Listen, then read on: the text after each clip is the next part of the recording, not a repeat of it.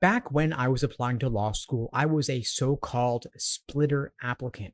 Not by choice, of course, but because I had a low GPA, and so I knew I would have to make up for it with a higher LSAT score. And that motivation fueled me to get a 175 on LSAT test day. So today, I'm going to walk you through how specifically splitters should prep for the LSAT and apply to law school so that if you are a splitter 2, you can get an LSAT score that more than makes up for a low GPA. So just to define terms here, splitters are those who have a relatively lower GPA and a higher LSAT score. In contrast, a reverse splitter is someone who has a low LSAT score and a high GPA. Now, when you are thinking about applying to law school, typically your GPA is relatively fixed at this point.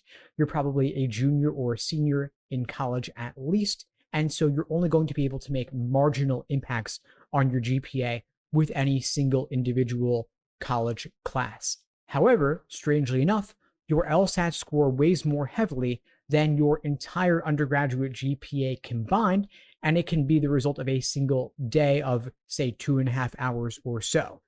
What this means is that in law school admissions, your LSAT score is the biggest factor. It's the number one factor. Then secondly is your GPA. And then everything else, your so-called soft factors, are a distant third. This would include your application essays, your recommendation letters, your resume, if you do an interview, any demonstrations of interest, if you tour the school, if you do a Zoom interview with admissions, for example. Those things are all nice to do, and of course you should do them. You should never miss an opportunity to share something about yourself with admissions, but the process, to be frank, is largely numbers driven. They might claim it's holistic, but if you look at their incentives and you look at what they do, it comes down to primarily the numbers. And so you want to focus on, at this point, most likely, getting the highest LSAT score possible. Now, coming up, we have the January LSAT and the February LSAT, then April, June, and beyond. January and February are the latest LSAT test dates I would recommend if you're applying to law school this cycle. If you're thinking that you need to do April or June or beyond, I would recommend instead applying to law school at the beginning of the cycle in the fall. Now, I typically recommend spending a minimum of 2 to 3 months studying for the LSAT, and ideally 5 to 6 months in order to reach your fullest potential on the test, given the relative importance of the LSAT in the law school admissions process. Meaning that if you are looking at January or February as your target LSAT test dates, and you really want to apply to law school this cycle, ideally, you've already gotten started with your LSAT prep, or at least you're able to study for the LSAT close to full time, if not, to give it your all to get the highest LSAT score possible. If you have a longer time frame, that's even better. You could go for April or June and give yourself the opportunity to reach your fullest potential on the LSAT and apply at the beginning of the cycle in the fall. Now, regardless of when you're taking the LSAT, I recommend placing your LSAT prep into 3 major buckets that you conquer sequentially. You have accuracy, pacing, and endurance. Accuracy is drilling LSAT questions by question stem type to better understand the proper perspective from which to view each question, meaning you want to be clear on what is a necessary assumption versus a sufficient assumption.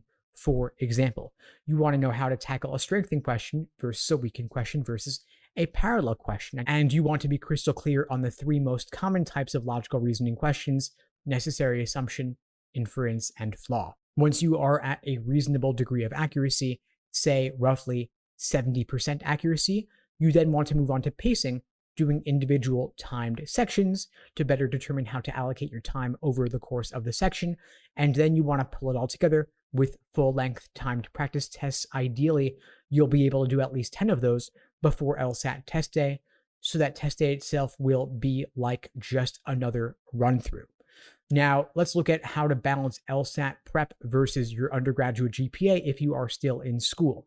Ideally, the period over which you are studying for the LSAT, if you're still in college, your class load's a little bit lighter. Maybe if you're taking the LSAT in January, for example, you're able to go hard at the LSAT over winter break without having to worry about school at all. If you are working or you have family obligations, hopefully you can lighten the load just a little bit to make the LSAT more of a focus in the short term. given its relative importance in the process. And then hopefully you can catch up on your classwork if you're in school or your other obligations after the LSAT and make the LSAT more of a focus, at least in the short term. And if you'd like my help, my team and I would be glad to support you. We offer live online classes via Zoom, on-demand video courses, small group coaching, and one-on-one coaching. You can check out the links below to find out more and to book a call with me and my team. We'd be glad to help you out. And in the meantime, I'll wish you all the best and take care.